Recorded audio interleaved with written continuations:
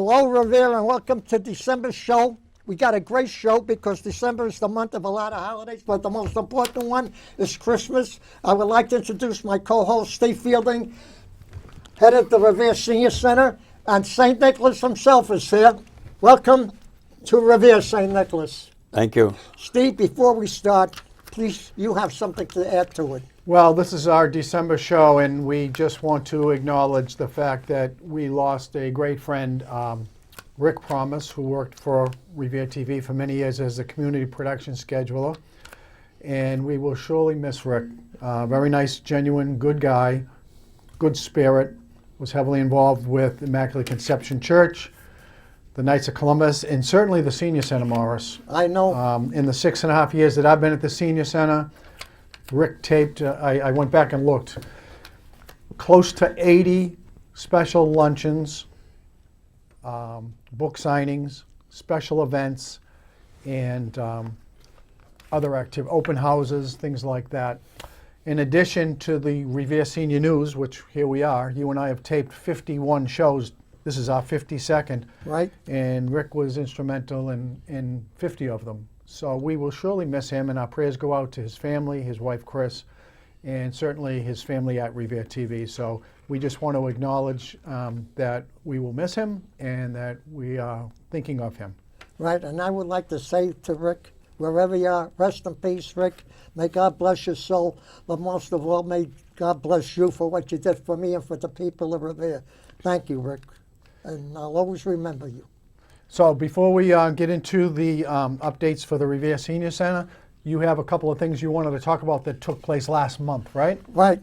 These are the November's, and I would like to start off. We had a great time at Mass Badge, and I would like to thank Joe and Tacola. It was a 7 Mass Badge, and Joe, you did a great job, and to all the people that were there helping you, thank you.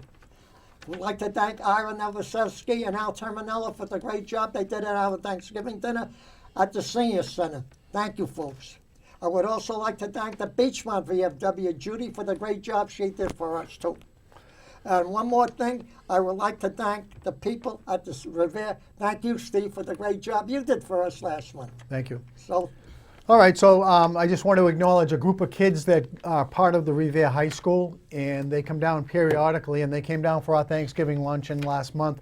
And these are the Coast Collaborative kids. It's an alternative school within the high school. There's 2 alternative schools.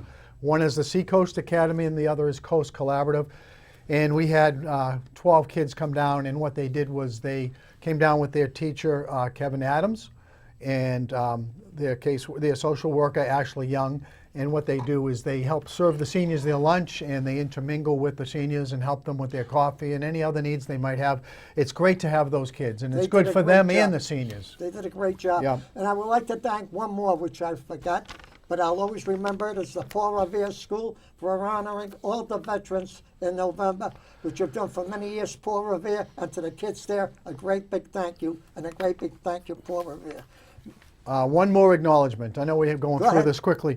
We have 3 people that have helped at the Senior Center over the last month and a half to do a lot of internal and external repairs to the building, to the floors, to the walls, to the windows, to the doors, to the basement. Just a lot of different things to name, and I just want to acknowledge them. One is Tom Traversy, Steve Penta, and Vinny Tenalia. So I'm very grateful for their work, and we really appreciate it. Thank you. And I got to tell you, Steve, they did a beautiful job. Now I would like to introduce the main attraction that we have here. St. Nicholas, I want to say welcome to Revere. Thank you. Thank you, Morris. Thank you.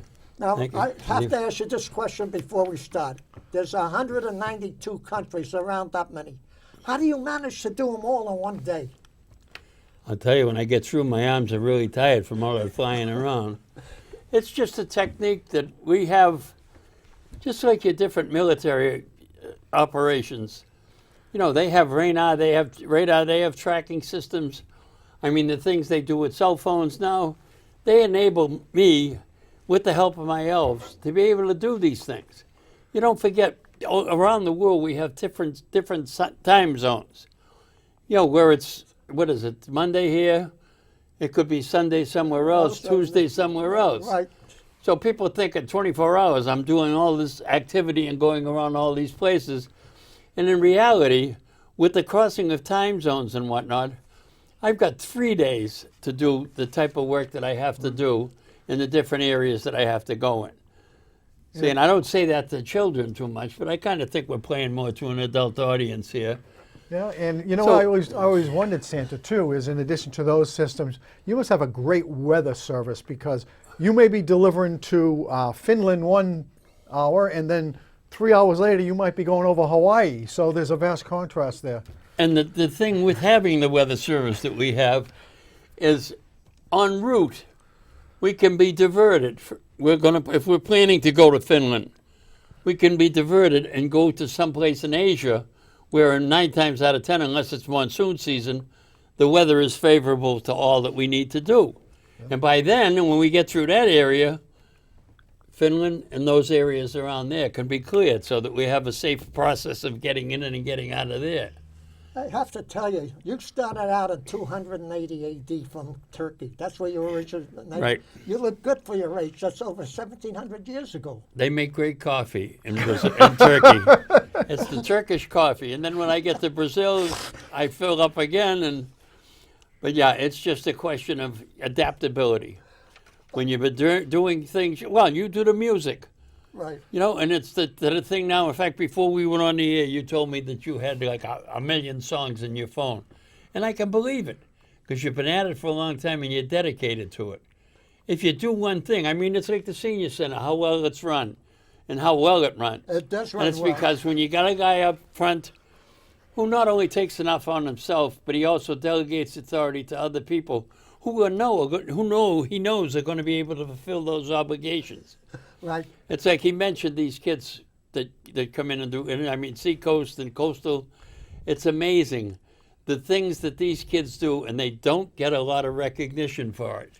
You know, You know, we try and make sure that when we make a little stop at their houses, you know, there's a little something extra in their stocking, because we appreciate people that give and volunteer and give up of their time freely.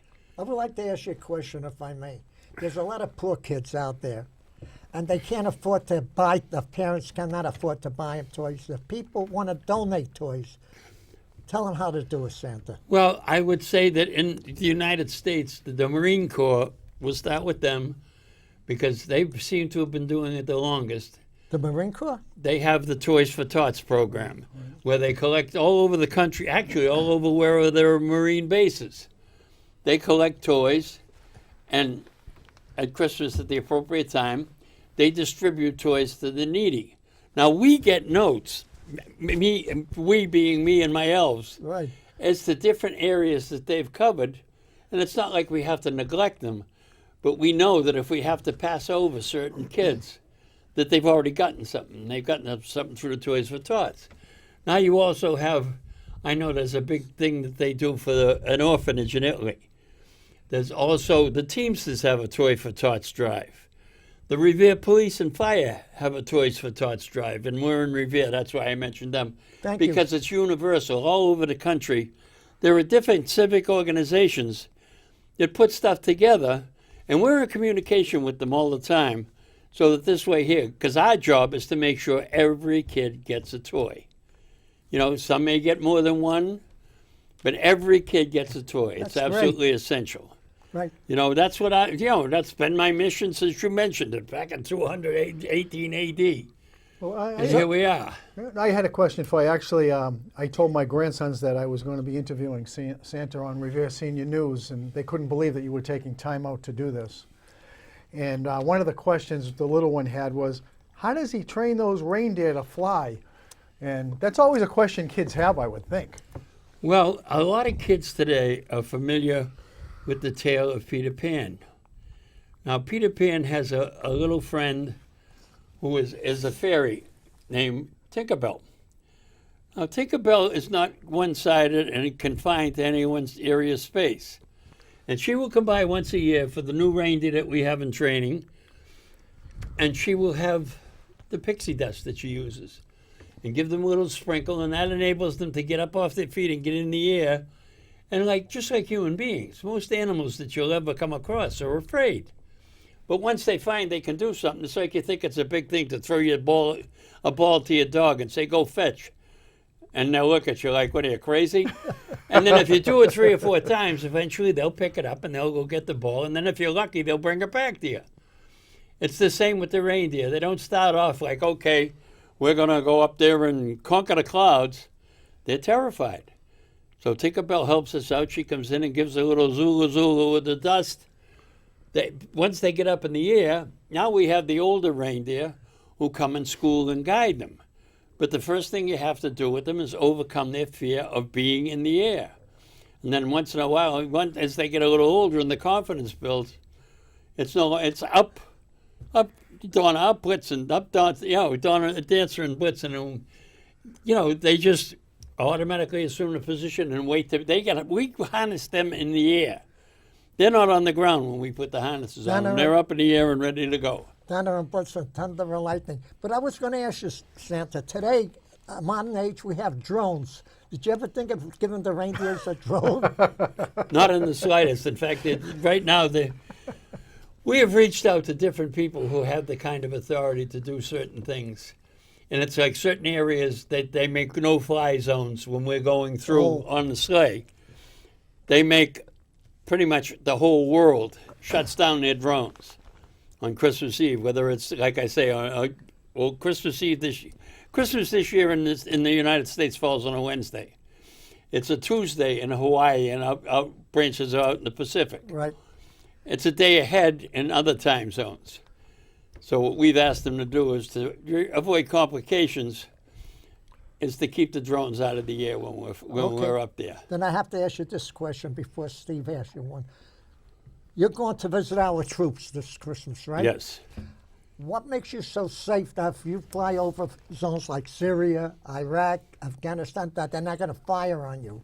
Well, you mentioned it earlier, Morris, and that I originally in Turkey. I eventually moved on to what I call Norway, Sweden. Right, the European countries. And then I moved into Germany. Yeah. And I had, for a while, I was, still am, very strong in Germany. But I have been all over this world of ours. And one thing, other than God, who is universally recognized, is this suit, Santa Claus. So when the word comes around that Santa may be flying over, and it's usually, like I say, we have radar, everybody has radar. Now all of a sudden this mysterious blip appears on their screens, and it automatically gets relayed to the troops and that have the capacity to fire, would have the capacity to fire at me, that I'm not a UFO, I'm not an enemy object, it's Santa and his sleigh going through. So for however long an armistice is declared. And they don't, I've been fortunate enough, in World War I, there was a couple of incidents where it was close calls, but since then we've been fine. They just kind of... Wouldn't it be great if the whole world would have Christmas every day where there would be no fighting at all? There are so many things in this world that could, with a little bit of give on both sides. You're right. We're still negotiating a peace action that took place in Korea and started in 1950. Right. And there's still no peace been signed there. Almost 70 years. But the bottom line of it all is that different people believe certain things, and yet the sad part about it is it isn't sad. It's just like in this country, people have certain inalienable rights. When you go to other countries, whether it's forced on them or because it's a thing that they truly, natural by themselves, believe in, they have beliefs that differ in ours. And the end result is, it's like two guys outside the door get in an argument. And the next thing you know, they're pushing, shoving, throwing punches. It's no different with countries. You think of some of the things that wars have been started over, the foolishness. It's gotten a little better as time has progressed. Back in Troy when there was that big beef over a woman, that was to a little bit to the extreme. An awful lot of people died behind that. But you can't take away people's beliefs in what they believe in. You look at it today and you say Santa Claus. And people, oh yeah, right. And it's like, yet it took me good 15 minutes to get up here. "Hi, Santa, can you take a picture? How are you? Good. Yeah, my kids have been good." And I'm wonderful about that with adults when they don't say to me, "Can you bring me this?" Like a certain friend of mine asked me for a Rolls Royce a couple of years ago, and they took the one I had made for him and gave it to Prince Harry so him and Meghan could use it in their wedding. I don't know if any of you saw the pictures, but that was originally Morris's Rolls Royce that they used. Well, that's a good segue for a question I had because, you said it took you 15 minutes to get up here and everybody sees Santa and they feel something special in their heart. The Santa Claus that we know, spreads love during the season, and it's a season of giving. And it is too bad that it takes a certain time frame in the year where people all kind of feel that way, right? I think when we had you on the show last year, you talked about that. And I mean, the thing is that Morris has the vehicle at his disposal that probably does more to enhance the Santa feeling, and that's music. Because no matter what era or what generation you come from, I'll tell you, I have a tough time. Sometimes today I can't listen to the radio because I can't understand what's going on, and maybe it's because of my age. But it's still the conveyance of music as a method of uniting and bringing people to love is probably one of the most powerful forces that's ever been put on this planet. And, the ideal would be, you have different faiths, different denominations of different faiths. The basic premise of all those different faiths is love. Right. Yet for whatever reason, they seem to have a problem expressing it once they get outside the domain of what those beliefs are. So I know you're taking time out on the 19th to come to the Senior Center, and you're coming around 10:30 for picture taking. Now, we don't have young kids at the Senior Center. We have older kids. It's amazing already, people saying, is Santa coming? Are you going to take pictures of me and Santa? You're talking about people in the 70s, 80s, 90s, and even one of them is over 100 years old. Right. And they're all excited about the fact that you're coming. So you do bring out the good in people as well. Santa. Well, excuse me, Morris. Go ahead. I've been around for a while. And see, what I appreciate is the fact that, quote, I'm my peer group, and I'm a little bit older than even some of them. But I get the opportunity to spend some time with my peer group, and all ages all the way down. It's like they made a movie about me called The Polar Express. It's one of my favorites. I said, because in the movie, it denotes how I used to give out bells to kids so that when they ring the bell, they could get to the, it could restore and replenish the belief. But of course, with young children, and even some of the old folks, you got to be awful careful where they put them bells. So because of fear of hurting somebody or somebody hurting themselves, I had to discontinue that policy. But see, it's what you talked about a little bit earlier. The effect that Santa Claus has on people as a whole. If I neglect a certain members of the population, it's like, why do I go see the military? Because I want to go see. It's not because they, per se, since they were little kids, they probably haven't sent me a letter. But it doesn't mean that something that happens to every one of us, I look in the mirror and I get a charge. So it's like, why am I, and who am I this is what I do. What's to prevent me, if I'm on my way to a certain location, to stop for a few minutes? I mean, Revere's always been close to my heart for a long time. So I like coming here and I like spending time with the people in Revere. I'm in this general area for a while. In fact, tomorrow I have to be in London because I'm doing a thing at a senior center in London. Because there's a celebration going on there about, all the activities that centered around the Second World War, which my friend Morris must have some memories of. But it's like you go where you're asked. And sometimes I'll be sitting around and some of my dwarfs can really grow on me. The best way to get away from my dwarfs is to go out, jump on the sleigh and say, all right, boys, let's go take a ride. And wherever the sleigh brings me, I'll stick my nose in and say hello. Santa, what I would like to say, where you mentioned before that people can donate I would like to tell the folks out there in the Commonwealth, Revere and the areas, the whole state, if you want to send a check or you want to donate toys to the fire department or police department, please do. But give to the kids. Make them happy this year because a lot of them are not going to be happy. And we want everyone to be happy. Right, Santa? Right. And I would just say one other thing, and it's kind of, it's like I'm donating and sticking my nose into causes. But I notice this a lot in different places that I go to. And that these people that volunteer their time and stand outside ringing a bell with the kettle, you know, and some of them are dressed as I am, and, you know, there were people everywhere. And God bless them, they're making a living, and they serve as my helpers because they continue to convey the message of Santa. But the Salvation Army is one of the greatest organizations I know.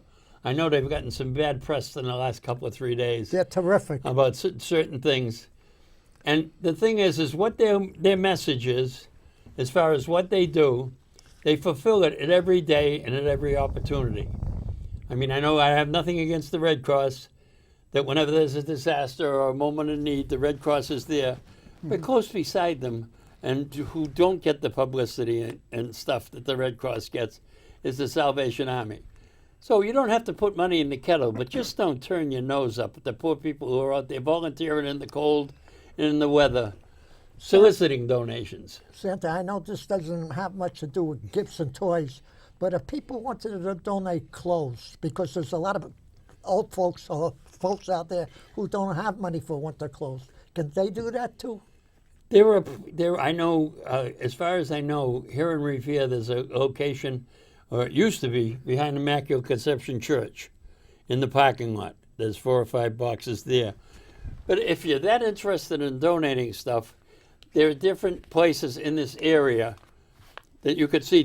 The boxes usually say donate on them. Oh, it does? We also had Joe and DeSantis, right. Joe and Carol DeSantis from the First Congressional Church on last month, Santa, and they run the Reach for the Beach ministry, and they have a Caring Huts ministry, and they feed people. They're I'm terrific. sure they would take some clothes if people donate them. They know people who need them. Right, and I would like to say to Joe and Carol, thank you for reminding me, Steve.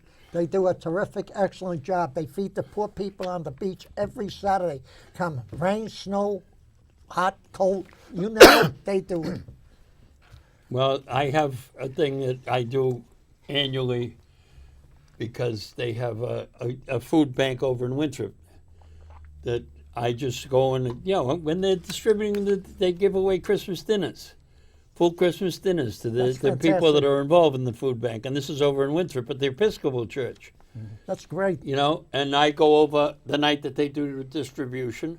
I stop by and spend an hour there because, you know, hopefully people, when they come to do this, they bring their children. Because it's, you know, this is the season from Thanksgiving to Christmas. I mean, if you have clothes that you want to donate to somebody, we've mentioned a couple of particular churches here, but any church of whatever denomination you believe in, and you're a patron of, you can bring the clothes there, and I'm quite sure the ministry there will have a place where they can either bring the clothes or somebody else can tell them where to bring the clothes so that they'll be put in good hands to be put to good use. I know, isn't Patrick Keefe, the counselor, is he a counselor or at large, or I don't know. Ward 4 counselor, yeah. Oh, okay, Ward 4 counselor. I know he has an annual thing. Well, how do they describe it? Not used coats, but, you know. Coats for kids, I believe, yeah. and he has it as Valaris every year. You just gave me, refresh my memory. There's an outfit out there called Big Brother, I believe. Yeah.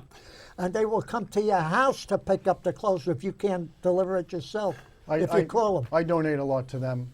Do you? All you have to do is make an appointment, leave it out in the bag on your front porch. Oh, mark you Big don't Brother, have Big to Sister. just put it out there? We have Yeah. to contact them so they'll know, and they'll give you a They've delivery come date. to different areas, and it's not just here, it's all across the country. Right, Okay. The Epilepsy Society is another one right. that you can call them, and they will come to the house and just, you tell them when, and because they have different areas of different places that they hit on a certain day. Santa, I have to interrupt you. We only have about 3 minutes left. So, Steve, you take a minute and a half. Santa, you take a minute and a half and give me 30 seconds. That's all I ask. Okay, I'm just going to go over 2 dates for the month of December, and they are, one is December 12th. We have the St. Mary's High School, St. Mary's of Lynn High School. Beverly, Buckley, and Richards will be coming down with a number of girls, and they will put on a holiday show for free at the Senior Center on December 12th at 1 o'clock. It's not a special event. It's not a special luncheon. You can come for lunch. Just call the day ahead. But they put on a great show right in the Senior Center dining hall. The other thing is on Thursday, December 19th, Santa will be down to have picture taking at 10:30. We have lunch at 12 p.m. And I have a great entertainer that I met last Christmas, actually. His name is Ricky Eric. He plays, he's Jamaican. He plays reggae, he plays Christmas songs, Motown, all kinds of genres.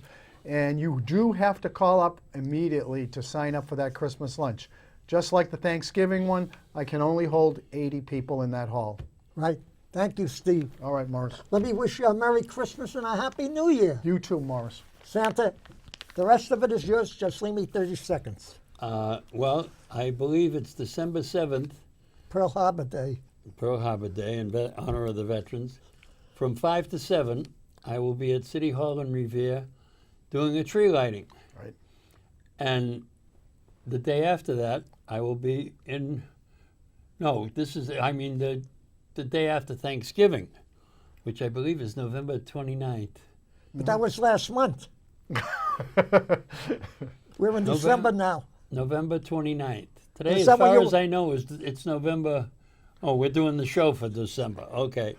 So it's already passed by. So in any case, But December 7th, you're certainly right. Yeah, It's the I'm tree sure. lighting. You're going to that. Right. You always go that, to Right. that one. right, and I have I'll tell you, if I ever retire, I'm joining the Rossetti Senior Center. They do a lot of good stuff there. They are. But what we talked But you're going to about, be over 60, Santa. I could pass. What we talked about earlier, and what I would try and project out here to those of you who are watching and listening, you know, if you can try and just think about carrying over what goes into Christmas and what kind of day it brings or what it does to bring about with family and love, if you could carry that over and try and carry it over into your lives, especially to the express of your children. You know, I see too often today there are very little expressions of love involved between adults, and I don't mean just parents, I mean adults and children. And the thing is what it's absolutely necessary is that we reinforce and make and continue to make efforts to let children know that they're loved. Right. Thank you, Santa. You're Thank you welcome, for the sir. great time we had with you here. Thank you for Thank having you me. for And that coming. Rolls Royce is still in the works. Thank you for that, and I hope to see you again next year. I would like to say to the people of Revere, we wish you a Merry Christmas and a Happy New Year. I would like to thank Colonel Moody for Operation Troop Support and Tom Honer for sending packages to our troops overseas. God bless our country, and God bless all our military veterans serving and those so retired. Thank you all. Have a Merry Christmas. Merry Christmas. And a Happy New Year.